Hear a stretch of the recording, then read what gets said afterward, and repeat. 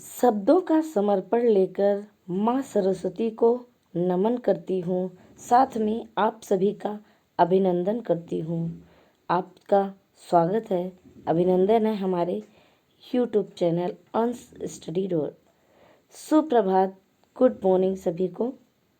दोस्तों, आज हम अष्टम अध्याय में प्रत्यय को पढ़ेंगे, संस्कृत में प्रत्यय।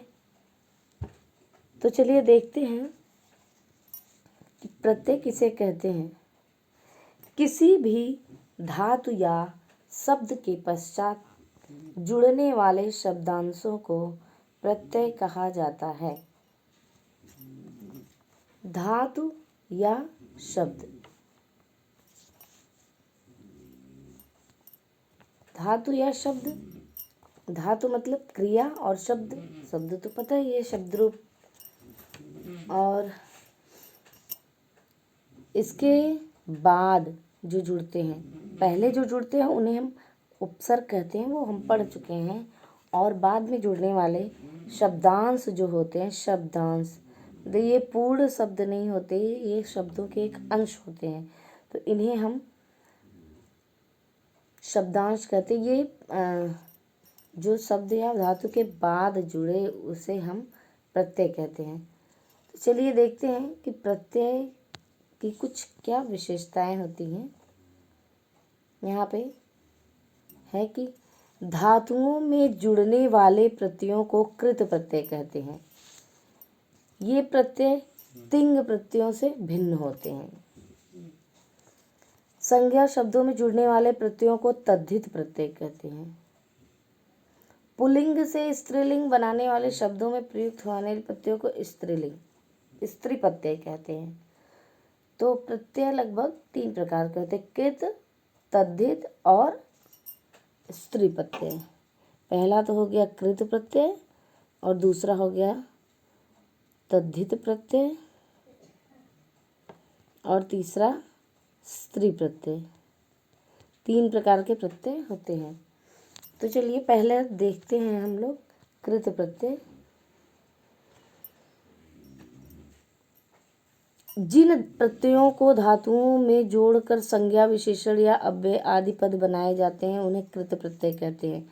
अव्यय बनाने के लिए धातुओं में अक्त्वा, लेप, तुमुन प्रत्ययों का योग किया जाता है।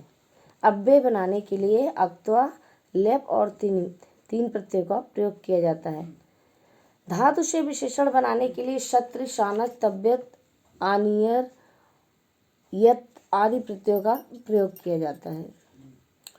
और भूतकाल के शब्द बनाने के लिए भूतकालिक क्रिया के प्रयोग के लिए अक्त, अक्तवत प्रत्यय का प्रयोग करना चाहिए। इस अर्थ के लिए क्रिया के वाचक तव्यत, आनियर, यत प्रत्ययों का प्रयोग करते हैं।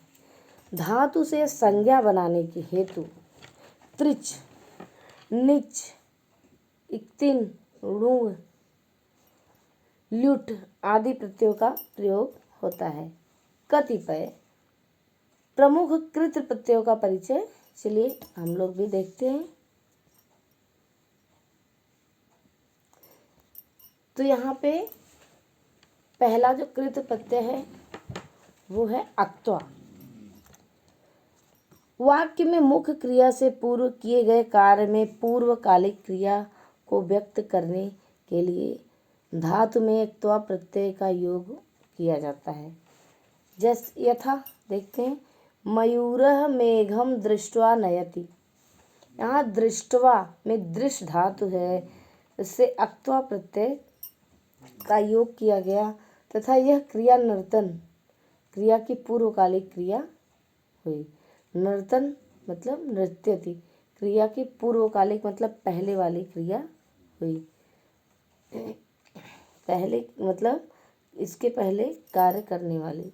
इसके उदाहरण जैसे क्री धन अक्त्वा बराबर कृत्वा। तो यहाँ पे कर की अगर अक्त्वा प्रत्यय किसी में जुड़ जाता है तो वहाँ पे कर के या कर अर्थ बताने लगता है। मतलब किसी कार्य को करके हम दूसरा कार्य जब करते हैं तो पूर्वकालिक क्रिया होगी, और पूर्वकालिक क्रिया में यह लगता है तो उदाहरण है कार्यम कृत्वा गृहम गच्छ, कार्य को करके घर जाओ। गम में जब अक्त्वा लगेगा तो गत्वा हो जाएगा, इसका अर्थ होगा जाकर। आपणम गत्वा फलम आने, उदाहरण है इसका कि बाजार जाकर फल लाओ। नम में अक्त्वा जुड़ने पर नक्त्वा शब्द बनेगा, जिसका अर्थ होता है नमन करके। तो यह वाक्य में इसका प्रयोग होगा सरस्वती देवी नत्वा पाठम पठ, सरस्वती देवी को नमस्कार करके पाठ पढ़ो। पा में अक्त्वा लगेगा तो पीत्वा हो गया, इसका अर्थ हो जाएगा तब पीकर। दुग्धम पीत्वा शयनम करो, दूध को पीकर शयन करो या सो जाओ। श्रु में अक्त्वा श्रुत्वा हो गया, इसका अर्थ होता है सुनकर। वार्ताम श्रुत्वा आगतो अस्मि, मैं बात सुनकर आता हूँ। दृश्य में अक्त्वा जुड़ा, दृष्टवा हो गया, देख कर बही दृष्टवा आगच्छति, इसका अर्थ क्या हुआ देख कर। बही दृष्टवा आगच्छामि, बाहर देख कर मैं आता हूँ। फिर है हन धातु, हन का हो गया अक्त्वा प्रत्यय से मेल होने पर हत्वा हो गया, इसका अर्थ होता है मार कर। रामः रावणम हत्वा सीता प्राप्नोत, राम ने रावण को मार कर सीता को प्राप्त किया। पृक्ष में अक्त्वा जुड़ा तो पृष्ठवा बन गया, इसका अर्थ तब हो गया पूछ कर। गुरुम पृष्ठवा आगच्छामि, मैं गुरु से पूछ कर आता हूँ। त्यक्त्वा में अक्त्वा जुड़ा, त्यज में अक्त्वा जुड़ा तो हो गया त्यक्त्वा, जिसका अर्थ होगा त्याग कर। सीताम वने त्यक्त्वा लक्ष्मण आगतः, सीता को वन में छोड़कर लक्ष्मण आए। स्पृश अक्त्वा जुड़ा तो हो गया स्पृष्टवा, छू कर। मम मित्रम माम स्पृष्ट्वा गतः, मेरा मित्र मुझे छूकर गया। ज्ञा अक्त्वा जुड़ने पर ज्ञात्वा हो गया तो इसका अर्थ हो गया जानकर। परीक्षा फलम ज्ञात्वा सः अति प्रसन्न अस्ति, परीक्षा फल जानकर वह बहुत ही प्रसन्न है। फिर इसके बाद है पठ, धातु में अक्त्वा जुड़ गया तो हो गया पठित्वा, तो अर्थ होगा पढ़कर। अहम पुस्तकम पठित्वा ज्ञानम प्राप्स्यामि, मैं पुस्तक पढ़कर ज्ञान प्राप्त करता हूँ। पत में अक्त्वा जुड़ा तो हो गया पतित्वा, इसका अर्थ हो गया गिरकर। अश्वः पतित्वा उत्थितः, घोड़े से गिरकर उठ गया। पूज में अक्त्वा जुड़ा तो हो गया पूजयित्वा, पूज कर देवी, इसका अर्थ होगा पूज कर, तो देवी पूजयित्वा मेलापकः गमिष्यामि, मैं देवी की पूजा करके मेले में जाऊंगी। अक्त्वा प्रत्यांत शब्दों का अव्यय के रूप में प्रयोग होता है। अक्त्वा प्रत्यांत शब्द जो होते हैं वो अव्यय बन जाते हैं, जैसा कि आगे हमने देखा भी है, क्योंकि ये अव्यय होते हैं। अक्त्वा प्रत्यय अव्यय होता है और इसमें जिस शब्द में यह जुड़ता है वह भी अव्यय ही हो जाता है। जैसे कि यहाँ हम लोगों ने पहले ही पढ़ लिया है कि अव्यय बनाने के लिए धातुओं में अक्त्वा, लेप और तुम 3 प्रत्ययों का प्रयोग होता है। अब चलिए दूसरा देखते हैं लेप प्रत्यय। लेप प्रत्यय जो है वह पूर्वकालिक क्रिया के अर्थ में यह भी होता है। तो जहाँ पर धातु में से पूर्व कोई उपसर्ग लगा हो, अक्त्वा के स्थान पर लेप प्रत्यय का प्रयोग। मतलब अभी तक क्या था, केवल धातु के साथ अक्त्वा प्रत्यय जुड़ा था, लेकिन अगर उसी धातु में पहले से उपसर्ग लगा हो तो उसमें लेप प्रत्यय जुड़ जाता है। प्रयोग लेप प्रत्यांत शब्द भी अव्यय के रूप में प्रयोग होता है। लेप प्रत्यय वाले शब्द भी अव्यय के रूप में प्रयोग किए जाते हैं। जैसे यहाँ पे नम में प्र उपसर्ग लगा हुआ है तो इसमें नम में तब अक्त्वा प्रत्यय न लग के लेप प्रत्यय लगेगा, तो इसका अर्थ हो जाएगा प्रणम्य, प्रणाम करके। इसका अर्थ होगा गुरुम प्रणम्य सह पठति, गुरु को प्रणाम करके वह पढ़ता है। विज्ञा लेप, यहाँ वी में ज्ञा धातु में वी उपसर्ग जुड़ा है तो यहाँ पे लप प्रत्यय लगेगा, होगा विज्ञाय, अर्थ होगा जानकर। वार्ताम विज्ञाय त्वम आगच्छ।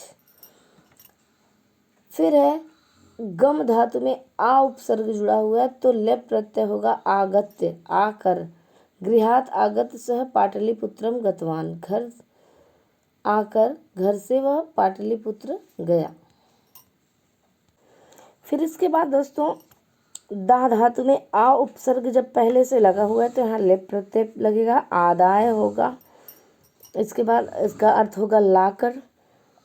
किम आदाय सह समायात, क्या लाकर वह गया।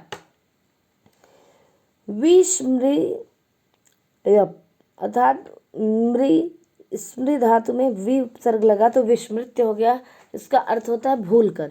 पाठम विस्मृत्य सह किम कर्तव्य विमूढ़ अभवत, पाठ को भूल कर वह किम कर्तव्य विमूढ़ हो गया। जी धातु में अब वी उपसर्ग हो गया तो लप प्रत्यय लगेगा, विजित्य अर्थात जीत कर। शत्रुन विजित्य राजा प्रसन्न अभवत, शत्रुओं को जीत कर राजा प्रसन्न हुआ। डी में उत उपसर्ग के साथ लेप प्रत्यय लगेगा तो होगा उड्डीय अर्थात उड़कर। खगाह उड्डीय प्रसन्ना भवन्ति, पक्षी उड़कर प्रसन्न होते हैं। इसके बाद फिर है नी प्रत्यय आ उपसर्ग के साथ है तो लेप लगा, आनीय हो गया, इसका अर्थ होगा लाकर। शिष्य शुल्कम आनीय गुरुवे दत्तवान, शिष्य शुल्क लाकर, फीस लाकर गुरु को दिया, शिष्य ने शुल्क लाकर गुरु को दिया। क्री में उप प्रत्यय के साथ लेप प्रत्यय हुआ तो उपकृत शब्द हो गया, अर्थ हो गया उपकार करके। सज्जना उपकृत्यम विस्मरन्ति, लोग उपकार, जो सज्जन लोग होते हैं वो उपकार करके भूल जाते हैं, अर्थात वो याद नहीं रखते कि मैंने किसी का उपकार किया है। आप में प्र उपसर्ग और लेप प्रत्यय के साथ शब्द हुआ प्राप्य, अर्थ होगा प्राप्त करके। छात्र परीक्षा फलम प्राप्य प्रसन्न जाता, छात्र परीक्षा फल प्राप्त करके जान के प्रसन्न हुआ। दा में प्र उपसर्ग लेप प्रत्यय हो गया, प्रादाय अर्थ होगा देकर। निर्धनेभ्य धनम प्रादाय धनिक गतः, निर्धनों को धन देकर जो धनी व्यक्ति था, धनिक था, वह गया। फिर इसके बाद है स्पृश में सम उपसर्ग जुड़ने पर लेप प्रत्यय से संस्पृश्य हो गया, अर्थ होगा स्पर्श करके। पितुः चरणम संस्पृश्य सह आशीर्वादम प्राप्तवान, पिता के चरणों को स्पर्श करके वह आशीर्वाद प्राप्त किया। त्रि में उत लगा उपसर्ग तो लेप उत्तीर्ण हो गया, अर्थ हो गया उत्तीर्ण करके। दसम कक्षाम उत्तीर्ण सह उच्च विद्यालय प्रवेशम अलभत, 10वीं कक्षा को उत्तीर्ण करके वह उच्च विद्यालय में प्रवेश लिया। इसके बाद फिर है तीसरे नंबर का अव्यय बनाने वाला प्रत्यय तुमुन प्रत्यय। तुमुन प्रत्यय जो है वह निमित्तार्थ के लिए प्रयोग होता है, अर्थात किसी के लिए जिस वाक्य में जुड़ा हो, ऐसी क्रिया को बनाने के लिए इस अर्थ में धातु के साथ तुमुन प्रत्यय लगता है। तो चलिए देखते हैं अब इसमें क्या होता है। जब दो क्रियापदों का कर्ता एक होता है तथा एक क्रिया दूसरी क्रिया का प्रयोजन या निमित्त होती है, दो क्रिया का कर्ता एक होता है और उसमें दूसरी क्रिया का प्रयोजन निमित्त होती है, तो निमित्तार्थ क्रिया पद में तुमुन प्रत्यय होता है। यथा जैसे सुरेशः पठितुम विद्यालयम गच्छति, सुरेश पढ़ने के लिए विद्यालय जाता है। वाक्य में पढ़ना और जाना दोनों क्रियापद हैं, लेकिन यहाँ पे पढ़ना क्रिया प्रयोजन है जिसके लिए सुरेश विद्यालय जाता है, अतः पठितुम में तुमुन प्रत्यय है। यहाँ पे समय, बेला आदि कालवाची शब्दों के योग में भी धातुओं में तुमुन प्रत्यय होता है। जैसे यथा स्नातुम बेला अस्ति, यह नहाने का समय है। पठितुम समयो अस्ति, यह पढ़ने का समय है। तुमुन प्रत्यांत शब्द भी अव्यय होते हैं, इनका रूप भी नहीं बदलता। उदाहरण जैसे गम धातु में तुमुन हुआ तो गंतुम बना जाने के लिए। इसका अर्थ हो गया सह गृहम गंतुम उद्यतः अस्ति, वह घर जाने के लिए तैयार है। हन में तुमुन जुड़ा तो हंतुम हो गया, इसका अर्थ हो गया मारने के लिए। मृग, इसका उदाहरण है मृगम हंतुम सिंह समुद्यतः अस्ति, हिरण को मारने के लिए शेर उद्धत है। पा में तुमुन जुड़ा तो पातुम हो गया, अर्थ हो गया पीने के लिए। जलम पातुम सा नदीम गतवान, जल को पीने के लिए वह नदी गया। स्ना में तुमुन जुड़ा तो स्नातुम हो गया, स्नान करने के लिए। इसका अर्थ होगा वाक्य प्रयोग होगा सह स्नातुम तरण तालम अगच्छत, वह नहाने के लिए तरण ताल गया या ताला गया। दा में तुमुन जुड़ा तो दातुम हो गया, इसका अर्थ हो गया देने के लिए। वाक्य प्रयोग होगा उत्तमः जनः ज्ञानम दातुम इच्छुकः भवति, जो उत्तम प्रवृत्ति के लोग होते हैं वह ज्ञान देने के लिए इच्छुक होते हैं। प्र में तुमुन जुड़ा प्रष्टुम हो गया, अर्थ होगा पूछने के लिए। छात्र प्रश्न पूछने के लिए उत्सुक होता है। दृश्य में तुमुन जुड़ा द्रष्टुम हो गया, अर्थ होगा देखने के लिए। उदाहरण है चित्रम द्रष्टुम बालकः आगच्छत, चित्र को देखने के लिए बालक आया। उसके बाद फिर हस में तुमुन जुड़ा हसितुम हो गया, अर्थ होगा हंसने के लिए। हस अहम हसितुम इच्छा, मैं हंसने का इच्छुक हूँ। फिर उसके बाद खाद में तुमुन जुड़ा तो हो गया खादितुम, खाने के लिए। बालक आम्रम खादितुम इच्छति, बालक आम खाने की इच्छा करता है, खाने के लिए इच्छा करता है। क्रीड में तुमुन जुड़ा हो गया क्रीडितुम, तो अर्थ हो गया खेलने के लिए। शिशु कंदुकेन क्रीडितुम इच्छति, बच्चा गेंद खेलने के लिए इच्छुक है। भास में तुमुन जुड़ा हो गया भाषितुम, अर्थ होगा भाषण के लिए। सह भाषितुम उत्थितः, वह भाषण देने के लिए उठा। जीव में तुमुन जुड़ा हो गया जीवितुम, जीने अर्थ होगा जीने के लिए। वाक्य प्रयोग है सर्वे जीवितुम अभिलषन्ति, सभी जीवित रहने की इच्छा करते हैं या जीवित रहने के लिए इच्छुक होते हैं। इसके बाद है कथ में तुमुन जुड़ा कथयितुम हो गया, कहने के लिए। अर्थ होगा वाक्य प्रयोग होगा कथाम कथितुम सह आगच्छत, कथा कहने के लिए वह आया। यहाँ पे कुछ निर्देश दिए गए हैं। सक, सकना, इस, चाहना इत्यादि धातुओं के साथ भी पूर्व क्रिया में तुमुन प्रत्यय का प्रयोग होता है। जैसे मैं पढ़ सकती हूँ, यहाँ मैं पढ़ना चाहती हूँ। इन वाक्यों में पढ़ना और सकना, पढ़ना और चाहना, ये दो क्रियाएं हैं, अतः पढ़ना क्रिया में तुमुन प्रत्यय का प्रयोग होता है। यथा उदाहरण देखते हैं। अहम पठितुम शक्नोमि, मैं पढ़ सकती हूँ। अहम पठितुम इच्छामि, मैं पढ़ने के के लिए इच्छुक हूँ। बालकः तरतुम शक्नोति, बालक तैर सकता है। सा गातुम शक्नोति, वह गा सकती है। त्वम किम कर्तुम शक्नोषि, क्या तुम क्या कर सकते हो। ते चलितुम न शक्नुवन्ति, वह चल नहीं सकता।